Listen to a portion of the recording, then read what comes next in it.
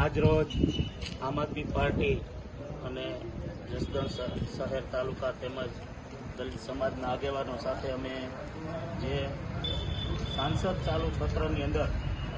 બંધારણના ઘડવૈયા બાબા સાહેબ આંબેડકરનું જે અપમાન થયું છે એ અપમાનને લઈને કાર્યકરો જે નારાજગી હતી દલિત સમાજની જે લાગણી દુખવાની હતી એને લઈને આવેદનપત્ર આપવા માટે જસદણ તાલુકા મામલતદારશ્રીને રજૂઆત કરવા માટે આવ્યા હતા. આગામી દિવસોમાં કોઈ પણ જે કાંઈ બોલવામાં આવે છે બિન સાંસદીય શબ્દો દ્વારા ધર્મને લઈ જાતિને લઈ ટીકા ટિપ્પણીઓ કરવામાં આવે છે, આવું ના બને અને અમિત શાહ એના પદ ઉપરથી રાજીનામું આપે એને લઈને આજે અમે સૌ લોકો અહીંયા એકઠા થયા છે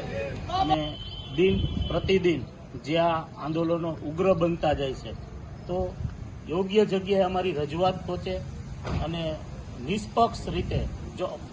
રાહુલ ગાંધી ઉપર ફરિયાદ દાખલ થઈ શકતી હોય એ પણ એક સાંસદ છે તો અમિત શાહ ઉપર પણ ફરિયાદ દાખલ થવી જોઈએ. એને લઈને આજે અમે જસદણની અંદર પણ મામલેદાર દ્વારા